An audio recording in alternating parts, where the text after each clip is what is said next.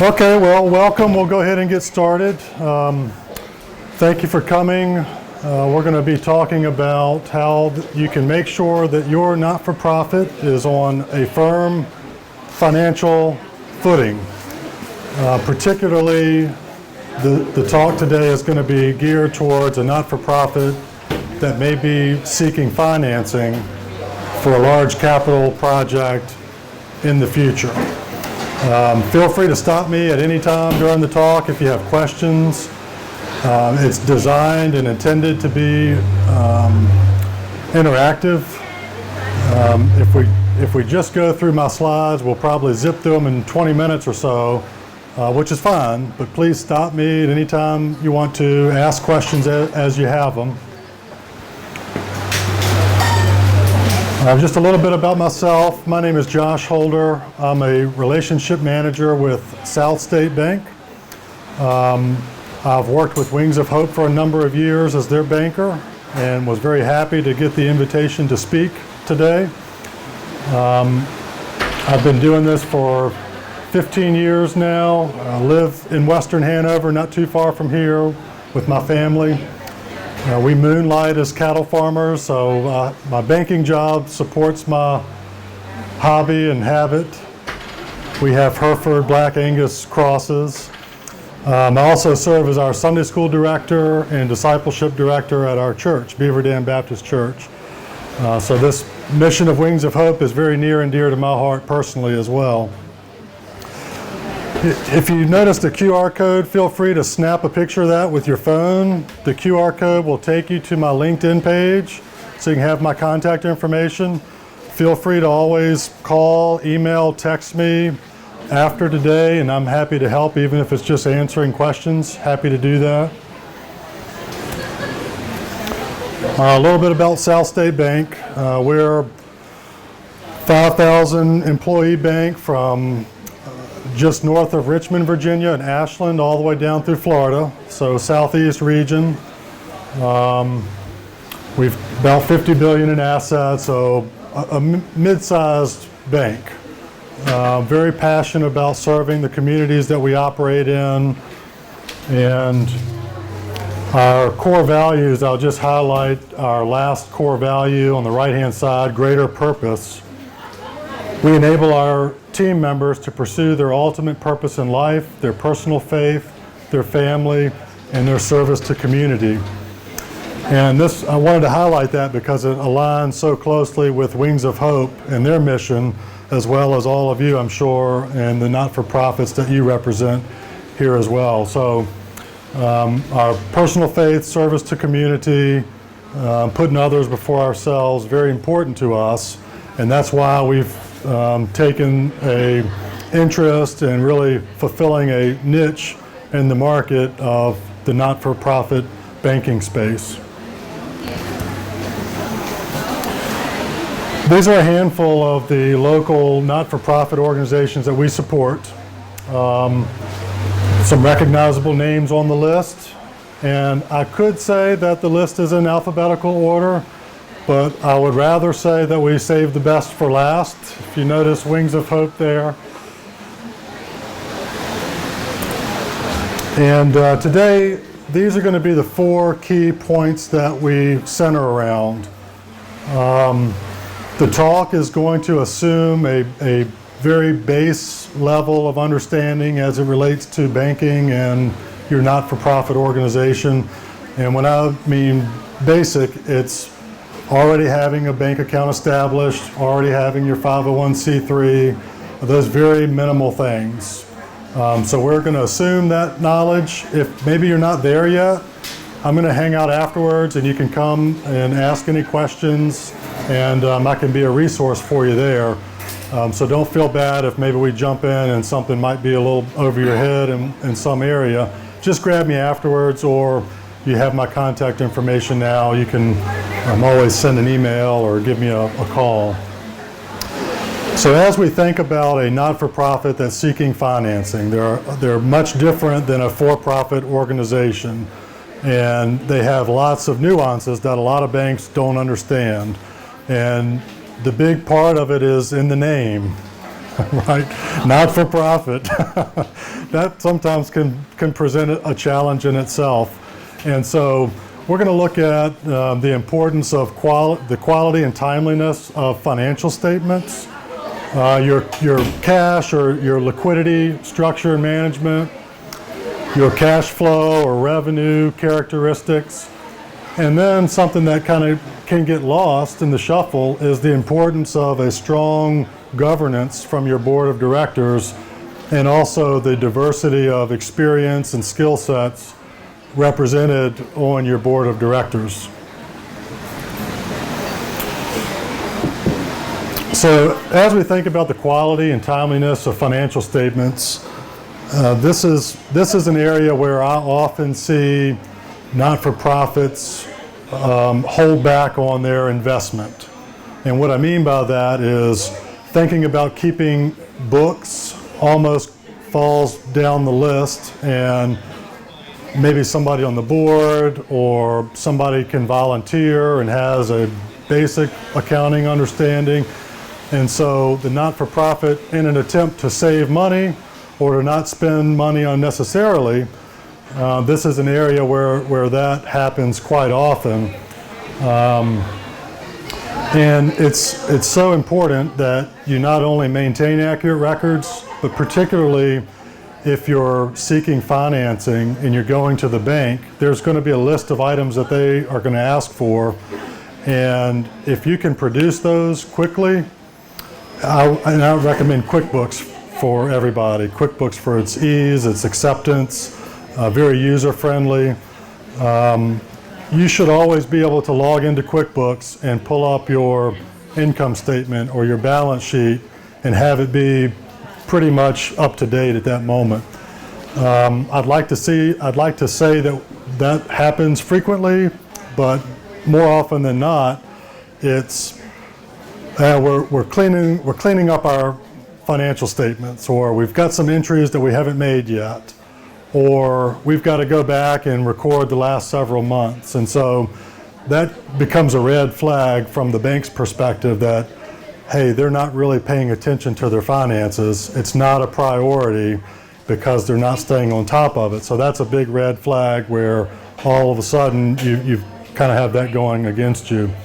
And a lot of it is not because the not-for-profit doesn't think it's important, but it's that balance of, can we afford to bring somebody in and pay them part-time or as an independent contractor?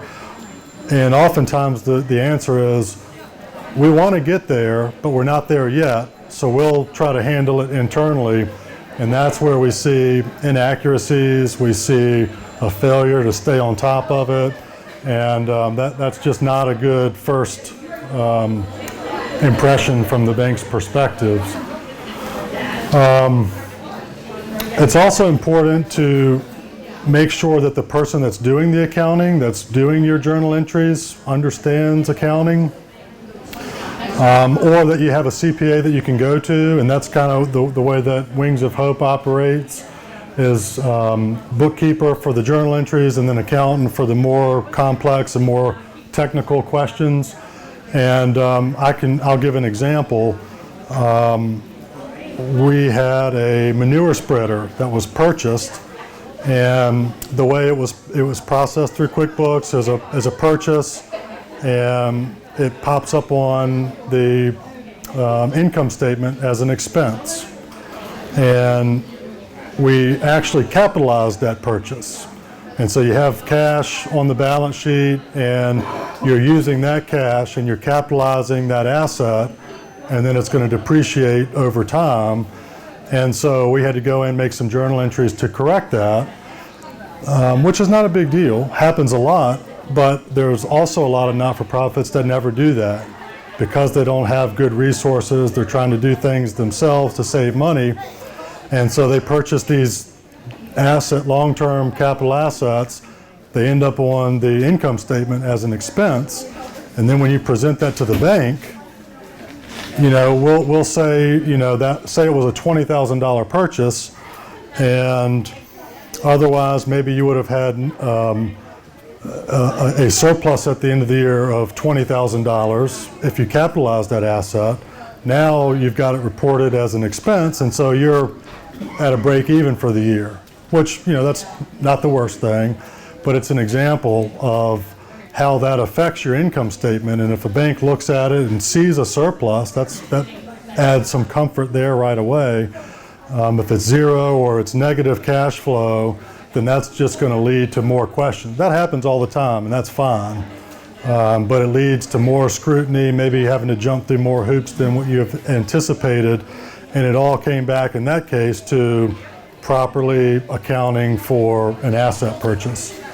Got tax ramifications too, doesn't it? It does, tax ramifications as well. Yeah, exactly. Great point. So any questions on that? And I don't know the size of the not-for-profits that are represented here today, but the larger you are, and even some of the mid-sized organizations, it would be smart to consider engaging a CPA for a review each year of your financial statements, or even an audit. You may not run into a case with the bank where they're going to require audited financial statements. You might. And if you have a large loan, that might be one of the loan covenants, is that you have audited financials. But it might be an expense that's worth doing if you're mid to larger size not-for-profit. Investing in having a reputable CPA provide you with audited financial statements each year. It's good for the bank. Two, it's also good to provide as your public disclosure. Have it linked to it on your website, have it for potential donors. It really helps, especially large donors, large foundations. If you present them with audited financials from a third party, it goes a long way with the integrity of your organization. It's expensive, but it's worth considering in certain circumstances. In more ways than one. And not so it's good. Yeah, in more ways than one. So the second thing that we'll talk about is your liquidity structure and management, or think of it as cash. Liquidity, think of as cash, or near cash if you've got maybe accounts receivables you're including in that. One of the first things that we look at when we get a request is, what's your cash balance? And that becomes important for a not-for-profit because by definition you're operating not-for-profit. So a lot of times what that means is some of the investments that you're making in the community and in your programming is dependent on the revenues that you're generating. And so just because you end at a zero net income for the year, a lot of that may have been because you made decisions later in the year based on the revenues you had, where you could have ended up with much more than that, but you decided to reinvest into programming or other things. And so cash balance becomes important in thinking about how much cash is available. A lot of times when the economy is good, you have people that individuals are doing better. Maybe they're making more money. They're feeling more comfortable. They're looking for places to donate. So those are the really good years for a not-for-profit. When we go into a recession, and remember the economy is cyclical, so we have these cycles. When we go into a recession, economic recession, what do you think one of the first places that people start looking when they need to tighten their belt is, where are they contributing money for, out of the goodness of their heart, or for charity, or for tax purposes? A lot of times, whatever excess income or cash individuals are contributing to not-for-profits, that's one of the first things that they pull back on. And so preparing in the good times and building up sufficient cash balances to help cushion you when a recession comes along is important. And that's something that's not always done in the smartest way or in the best way. The other thing is making sure that your cash is properly identified as unrestricted or restricted, anything that has donor restrictions around it. Because in a lot of cases that's going to be excluded if we're looking at a capital project that's going to require a cash or equity injection from the organization, say maybe it's a real estate purchase and you're putting 20% of the purchase of your own cash into that deal, that would be important for a lender to understand what of this is really available. Because you might have sufficient cash balances, but maybe 50 or 75% of that is donor restricted and is off the table. That can change things pretty significantly.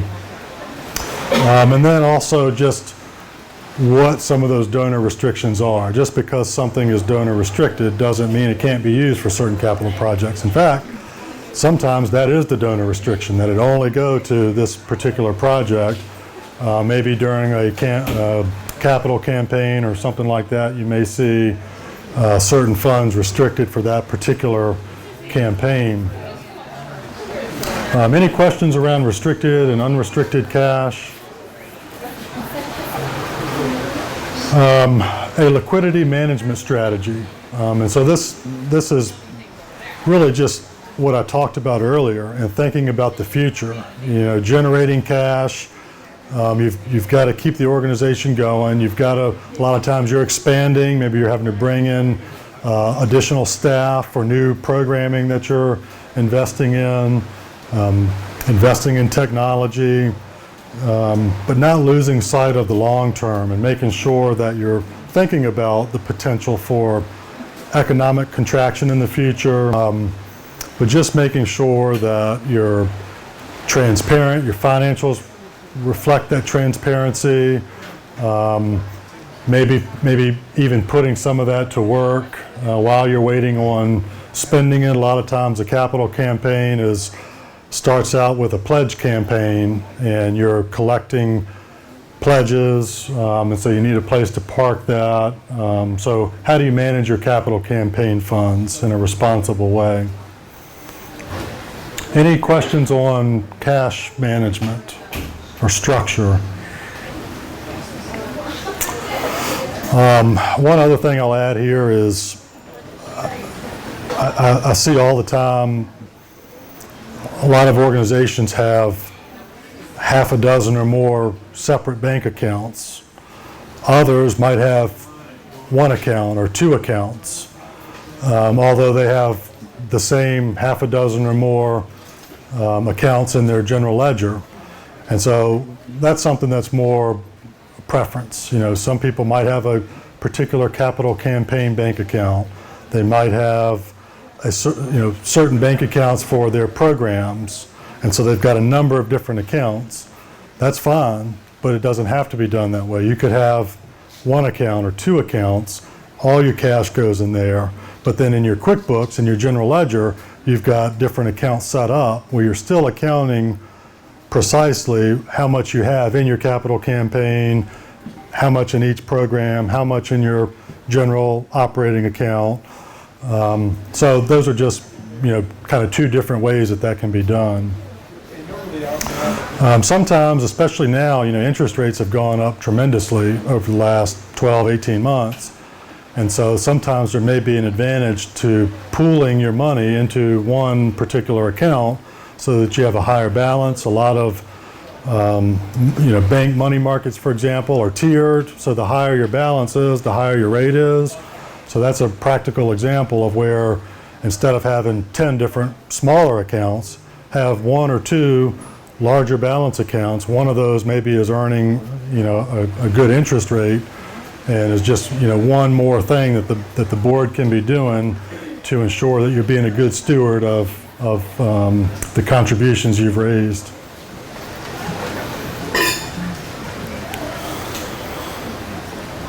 So your revenue or cash flow characteristics. So this is another important thing that the bank looks at. And this really is what it sounds like. Where are your contributions? Where is the revenue coming from? What are the characteristics of that? Do you have 1 million people that have all given $1, or do you have one person that gave $1 million? That's an important difference. Same amount of revenue when you look at it on paper, but it's very different in terms of what composes that, what some of the risks might be with that. So the first thing is just magnitude. What is the magnitude of your organization? A lot of times, not-for-profits are, that's kind of how you're considered size-wise, is by your top-line revenue, or what's your operating budget. So what's the magnitude of your organization? And that plays in a couple of different ways.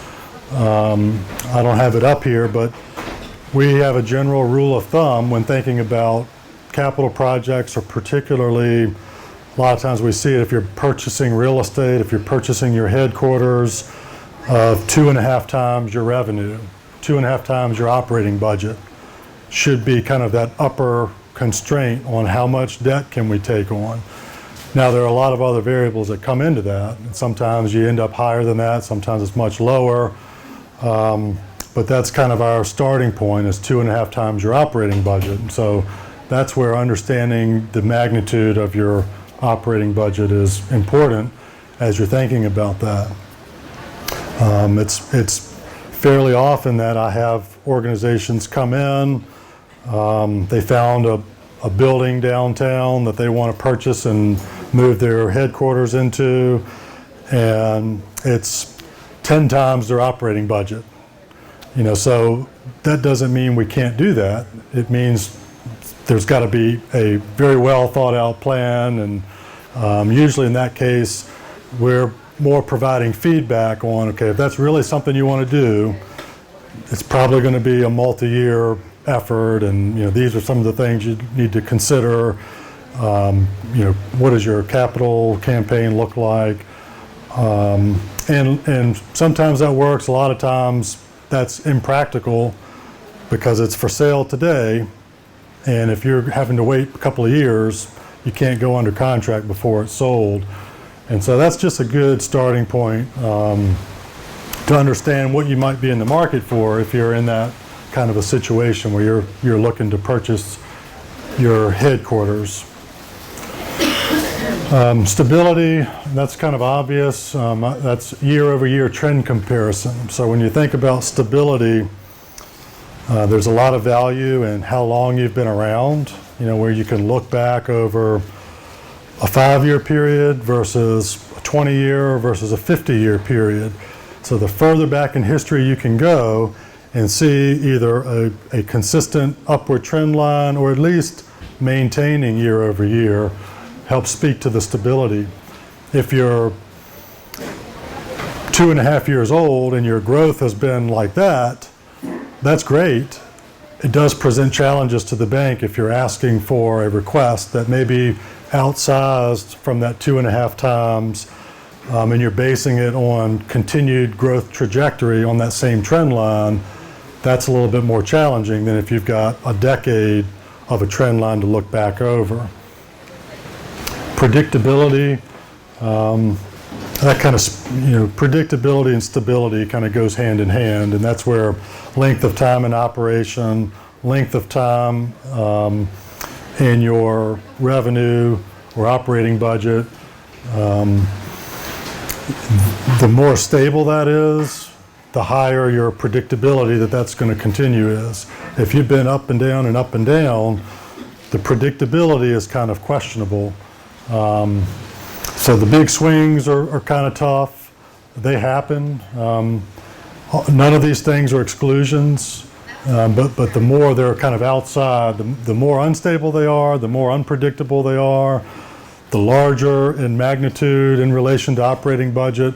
If you're kind of saying, all these things are characteristic of where we are, then at least okay, this might be a little bit challenging to get what we're wanting to get done, or vice versa. If you're saying, yeah, we've been stable, our request is within 2.5 times of that operating budget, our operating budget has been highly predictable, then you start to develop a sense of confidence when you're seeking that project. Diversity is really important. Diversity in your income, in your revenue. And this was kind of what I talked about earlier when thinking about what's the difference between one person giving $1 million and 1 million people giving $1, that's an extreme example. But the broader your base is, the better that is. And that's what that top 10 donor report, that should be something that you're all able to produce kind of with the financial statements, with your income statement, with your balance sheet. You should have a good feel on who your top 10 donors are. And usually, you can slice and dice that a few ways. You look at your top 10 donor report and what that aggregate number is, and you take that in proportion to what your total revenues are, that's very telling. If your top 10 donors represent 90% of your operating budget, then that's risky, because each one of those top 10 donors, you lose one of those, and that's a big hit to your overall operating budget. If your top 10 donors collectively represent 25% of your operating budget, you would feel pretty good about that. If you lose one of them, it would be a big hit, but nowhere near the size if they represented 90% of your operating budget. So that's important to understand the composition of your donors and who your top 10 donors are. And then also, kind of in that same vein, is thinking about your foundation receipts, your corporate receipts, and individual receipts. What does that composition look like? You can look at this in terms of dollar amounts. What are the dollar amounts? And then also look at it in terms of volume. Maybe you've got fewer foundation gifts in comparison to individual contributions, but the foundations represent a much higher dollar amount. And so just understanding that composition and how your revenue base is segmented is important. And that also helps, not just because these are questions the bank is going to ask. And if you can answer it coherently on the first ask, that's going to send a message that this board is in tune with their base, they know what they're doing, it's thought through, they understand it. And then, if it is overweight in one area, if you have one donor that's outsized and is an anomaly, if you're able to speak through this coherently and demonstrate that you understand it, you understand the risk of having that one big donor, how you've addressed that risk, how you mitigate it, that could very well take something that maybe that would have caused the bank to shy away from that financing request.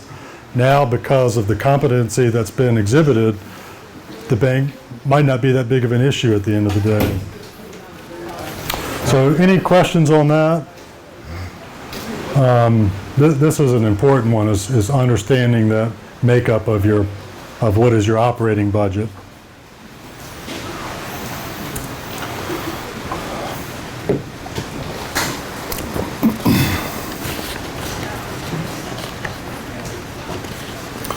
I just put this graphic in there. I think they were just finishing their board meeting, so they were giving high fives around the table.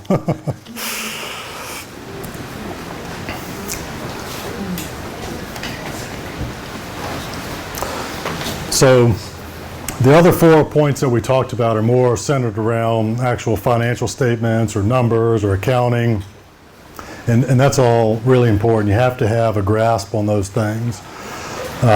Something that doesn't immediately come to mind for a lot of folks when they're thinking about financing requests for their not-for-profit is the importance of the governance of their board of directors.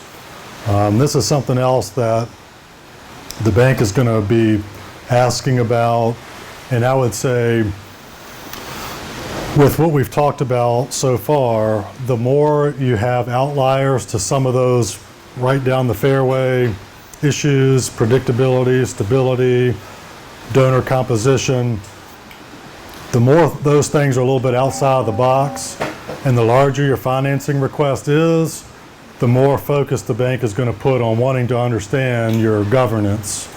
And sometimes that affirms what the bank might be thinking. If your revenue's unpredictable, it's unstable, you're asking for a much larger request than it seems is reasonable. We go to the board governance and we ask about that. A lot of times that kind of shows us why these other areas are outside of where we would like to see them. Also, conversely, it shows us why these other things maybe aren't that big of a deal because of the board and the composition and the competency. So it's a very important issue. So the first thing I put is the bylaws need to be well written and addressed to the needs of the organization. A lot of not-for-profits that I work with, their bylaws are kind of boilerplate. They don't understand how they're written. They're wanting to set up bank accounts or they're applying for financing and they're saying this person's going to sign everything. They give us the bylaws and the bylaws don't support the way they've been operating, so they don't understand their bylaws. And a lot of times it's because it was, what do we need to get the not-for-profit started? We can come back and look at these things later. They never come back and look at them. So it's important to make sure your bylaws are reflective of the way that you're operating your not-for-profit, and that you come back to them from time to time and make amendments to them as needed. And then also the other point is that your financial strategy for your not-for-profit and your familiarity and awareness of your financials, the things that we talked about earlier, those aren't things that you just relegate to your treasurer and your executive director. Those should be things that the board is all familiar with. You don't have to know the ins and outs maybe like the treasurer does, but you need to be familiar with all these things from at least a broad level perspective. You need to understand your donor composition. And being aware of the individual skill sets and playing to the strengths of your board members. You want to make sure that the board that you have in place, everybody possesses certain skills and experience, and you want to make sure you're engaging those. Avoid cloning to fill board seats.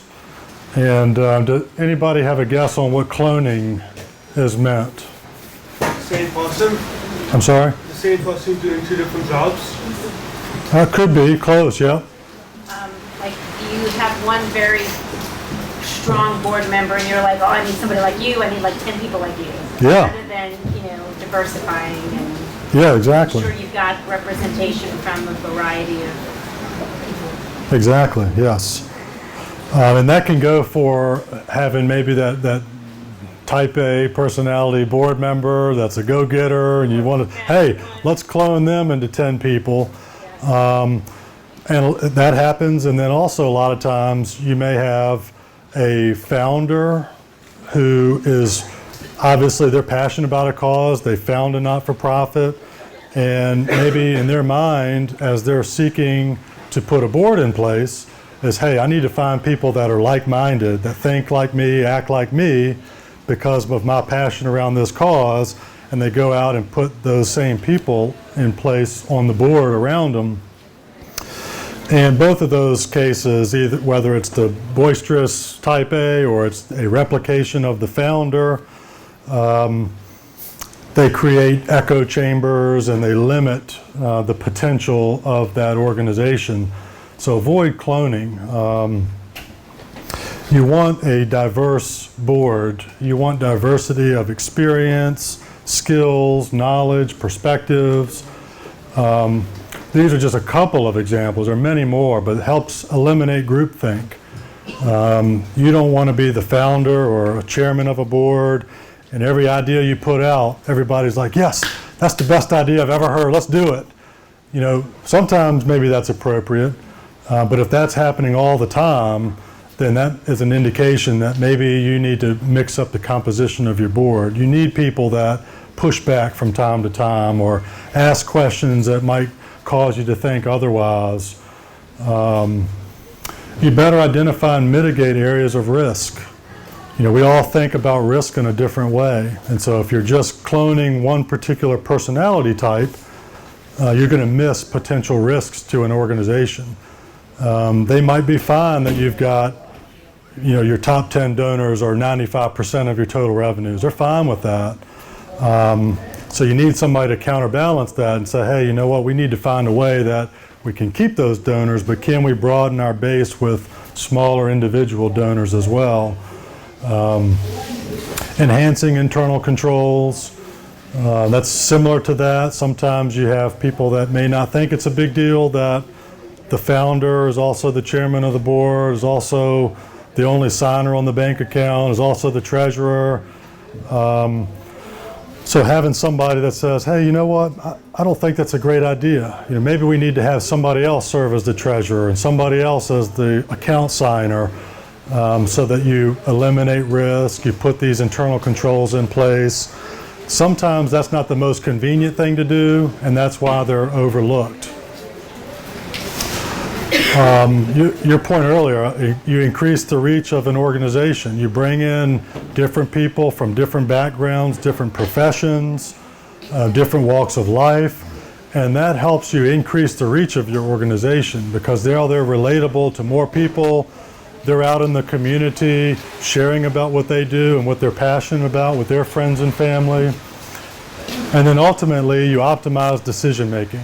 The more differing perspectives you have, different skill sets and experience, you ultimately are left with better decisions at the end of the day. If everybody's a yes man or yes woman and you just go along with whatever the executive director wants, you're going to make some good decisions, you're going to make a lot of bad decisions. If you have people that say, I see that differently, or I disagree, or maybe we should try this, and then you discuss it, you end up coming to a consensus where you're going to end up in a better place than if you all just went along with that first idea that was shared. So those are really the four areas that I think are the most significant for a not-for-profit when you're thinking about coming to the bank for financing. These are the things that are important to us that we look at and consider.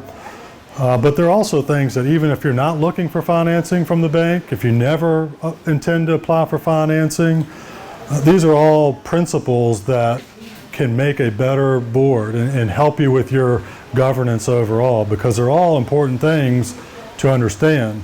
They happen to be things that we look for and that we ask about when we're looking at extending new credit, but they're also things that I think every not-for-profit should be doing anyway, and you'll end up in a much better place, much more financially sound, stronger governance, more diverse, and stronger board of directors as well. So any questions on that, anything that we talked about or anything that we didn't talk about? Yes, sir. Josh, there's lots of different financial institutions, whether it's a bank, a mortgage institution, what do you call it, the Credit union. credit unions. For a nonprofit, it's important to be establishing a relationship with one or another of those institutions. That's a great question. Is there importance or is there significance in establishing a relationship with the bank or credit union or other potential lender? Is one better than the other, maybe in other words? Between bank and credit union, of course, I'm a banker, so I have a certain bias against credit unions that don't pay any taxes, but that's a separate issue. I don't think so at the end of the day. I think there is significance, and it's very important that you start a relationship with a banker or a credit union representative. If the credit union is into not-for-profit banking, relationship is key. And I think a relationship with the banker is key. Having that particular banker understand your organization. There are some banks that they won't bank not-for-profits. They'll be happy to take your deposits. They won't lend you any money. Same thing with credit unions. Are there ways to find which bankers are going to know how to handle a nonprofit? There really isn't. You just have to do some research. And you're from Pennsylvania. You came from, probably online. I think a lot of banks online have their different lines of business. Some, like South State, for example, here in Richmond, are very outspoken about it. We're very proud that that's something that we do in the area that we serve. So some kind of advertise it, others you can find it. But I think it's also important that you really ask, those questions about, does your bank just accept our deposits, or are you really seeking to have a partner? And if we need financing for a capital project, what does that look like with your bank? That would be a good question to ask, because my suspicion is that if you just ask a bank, hey, I have this not-for-profit, can we bank with you? They'll say, yes, absolutely. But where you find the rubber meets the road is where you come in and you're seeking guidance and saying, hey, we've got a big purchase coming up. We're going to have a capital campaign, but we might need some financing as well. How can you help us? And if they just give you a loan application and say, fill this out, that's the wrong bank. Yes. How does a bank view an organization that may have scheduled board meetings monthly versus quarterly versus semi-annual? I think it depends on the rest of the structure of the organization. What does the staffing look like? Who's your executive director? How long have they been there? What kind of office administration do they have in place? How old is the not-for-profit organization? So it's a bad answer, but I would say it depends, or it varies. And some of it also depends on what does the financial profile of that organization look like? Because we can tell a lot from the financials. If you give us your if you have audited financials, or you just give us your balance sheet, income statement, maybe your top 10 donors report, those types of things, we're going to be able to tell a lot just from looking at the numbers and asking a few basic questions. And then if you say, oh, and by the way, our board meets twice a year, might be fine. Might say, oh, okay, yeah, okay, good. Or it might be, no wonder I'm seeing some of the things that I see here. So it depends on how well the organization is run and how obvious that is to a third party looking in. But good question. And it might be a case where, if the board meets twice a year, what's the mission of that not-for-profit? Because there are some, and I don't know if I can come up with an example, but there are some where twice a year may be fine. Maybe I've got an example. We had, when I was with the Hanover Chamber of Commerce, we had a education foundation, they still do, and something like that, maybe twice a year, certainly quarterly. I mean, if you meet monthly doing something like that, there just wasn't enough work to justify it. So there are plenty of examples where twice a year would be fine. So maybe the mission, the composition, and what does the not-for-profit do? Can it run successfully with a board that only meets twice a year? And if the board feels yes, and it seems like it has, then I'd say that's probably fine. Good question. Any others? What about the size of the board? Quantity of members? Is that relevant? Yeah, there's not really any magic number to that. I would say the larger the organization, the larger the financing request, that's probably where that's going to start getting some scrutiny. If you've got a $20 million loan request for a not-for-profit, and you've got 3 board members, and they're all related, that happens, but it's going to lead to other questions that if you had that same request and you had 15 board members, Good diversity. Yeah. So it's going to be something that's still going to be looked at, but there's not going to be this due diligence on board, and why is it only 3, and why are they related, and is there anything going on, or is there potential for something to go on?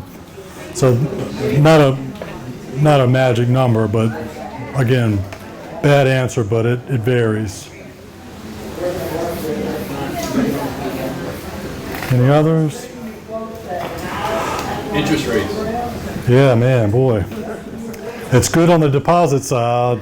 It hurts a little bit on the lending side.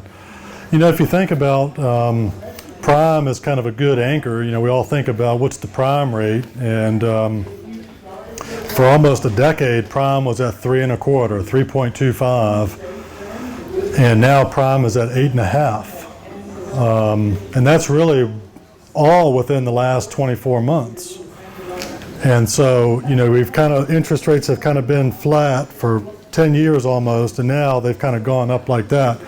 And so what we've seen is some sticker shock through about the end of the first quarter this year. People that were coming in with a financing request and were expecting maybe 3.5% rate quoted, and we were quoting 5.5. Some sticker shock there, but by and large, I think people have understood where we are now. Using prime as an indicator, that's 8.5. That's about where we're seeing things on like term financing, maybe as high as 9.5, prime plus 1. So it's a significant difference over where we were a year and a half ago. And in some cases, it's if you started planning 2.5 years ago, now the interest expense in itself may be presenting a line item challenge that you weren't anticipating 2 years ago. So great question. Yeah. And who knows where they're going to go. The Fed is penciling in one more hike this year, and then it looks like they've backed off of the number of cuts for next year. So higher for longer is kind of what their mantra has been. So we'll see. Things have tightened up, obviously, on the banking side. The scrutiny and looking at all the details. And it's got to be a business for the bank also.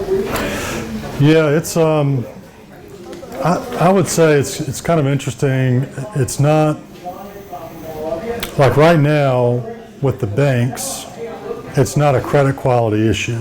Like a lot of recessions, we start seeing delinquencies going way up, and we're not seeing any of that. It's more of the bank's liquidity management.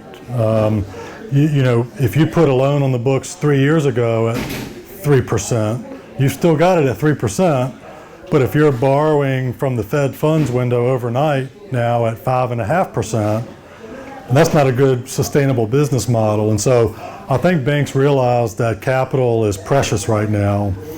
And so things, I think, how that materializes is in credit tightening, but it's not tightening because banks are like, hey, we're getting ready to see credit quality drop off of a cliff. It's more, if we're going to make a loan today, it needs to be smart. We need to be getting an appropriate return on it because our cost of funding has gone way up in proportion to the loans that we already have on the books. And so, it will be important for an organization to plan on, if you're going to get a loan from the bank, they're going to be asking for your deposit accounts. They're going to want you to bring your deposit accounts. I think transactional loans are probably gone for a while, where you just get your loan here, you have an operating account here, something else here. That's kind of where things have tightened up. But if as long as you're willing to do that, I think, and interest rates. I mean, we've seen rates kind of break up deals before just because of the increase now in interest expense has kind of caused some groups to go back to the drawing board and how can we tweak this a little bit. If you're looking at a project, would you recommend lowering that threshold from 2.5 times down to maybe 2? To put things in perspective for your project. The more you come down from that, the more cushion there's going to be, which is always easier to deal with. it's kind of a needs-based thing, and a lot of time you go through the value engineering with your contractor and architect and kind of have in mind what you want, and then you get the price tag on the estimate and say, okay, now we got to go back and do some value engineering and see what do we really need. And so I think there is a place for that, you know, in thinking about, and the 2.5 is the operating budget, but some of that also depends on what does your surplus or deficit look like each year. You know, are you comfortable? Are you generating a surplus and it's kind of gone towards this upcoming project?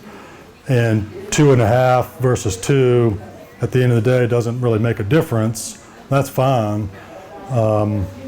If it comes in to a case where, from the board's perspective, even if the numbers work at the bank, from the board's perspective, if they feel like, hey, we probably need to be a little bit more fiscally responsible. We were at 2.5 times, but we really had some frills and some extras in there that we really don't need, and we feel like we'd be better stewards if we kind of tried to pull that down some.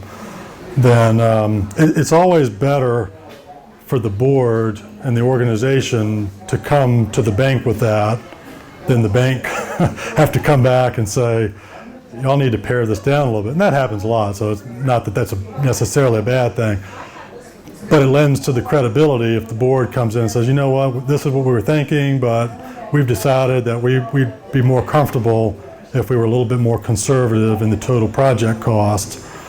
I mean, that would just kind of lend to the credibility that the board has in the bank's eyes in thinking about that. Yeah, great question. Anything else? You talked about, I'm going to keep going, nobody else. So you talked about total project cost. So for example, let's take this place, for example, right? They purchased the land, right? What is their total? Do you want to see as a bank a land purchase with a development on top of it, like a construction to permanent home, right? All of that, you know.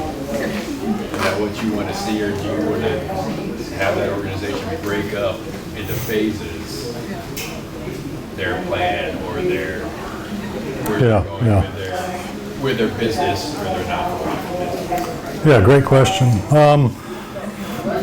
You know, I don't know really that there is a preference.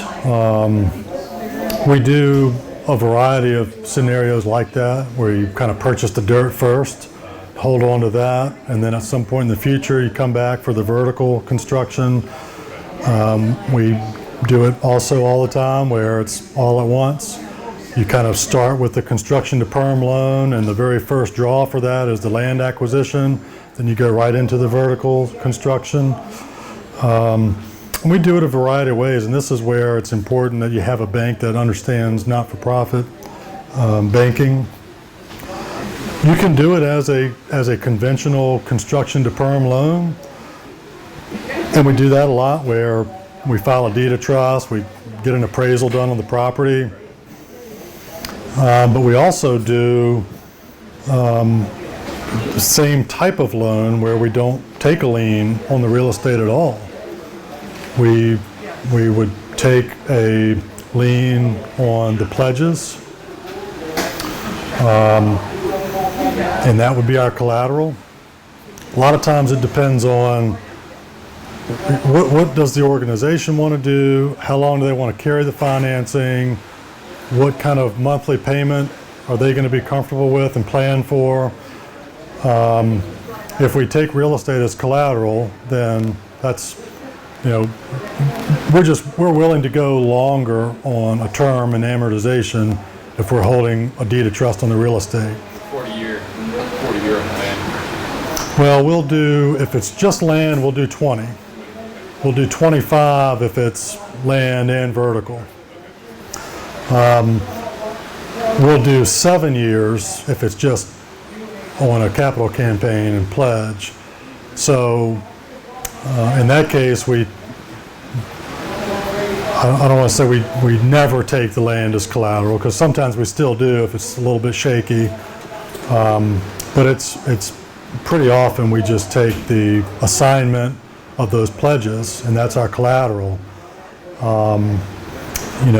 Sometimes it depends on what is the total project cost, because if that's being amortized over 7 years, that could be pretty hefty. It also requires that you've already had a fairly successful pledge campaign, because that pledge campaign needs to be in excess of the loan amount, because we'll take a margin of whatever the pledge campaign. So if it's $1 million in pledges raised, we'll do a margin of that. Maybe we'll do 80% of pledges raised. So you need $1 million pledge campaign for an $800,000 loan. That's kind of how we would margin that. We'd term that out over a 7-year period. So we do it all those different ways. Depends on kind of the needs of the organization, what they're looking for, what that does. Some organizations could never swing $800,000 loan over 7 years. Huge monthly payments for that. A large organization can, and maybe they would opt to do that, and we wouldn't place a lien on the real estate. So some of it depends on the size of the organization. Some of it depends on what the board's strategy is. Even in some of those stretch cases, maybe the board just wants to pay off the debt as quickly as possible, and so they opt for what they know might be a tight repayment schedule, but 7 years, the debt's gone.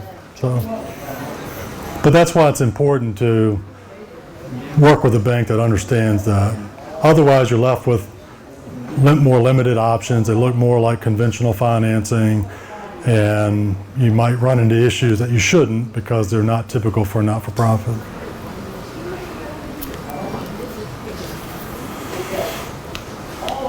Any others? Well, thank you all for hanging around. Thanks for coming. I'll go back to this slide that had my QR code there. And really, if you have questions, that takes you to my LinkedIn page. I've got my email address is a little bit smaller there, and my cell phone number. It's an honor for me to be a resource, even if you don't have to bank with South State Bank.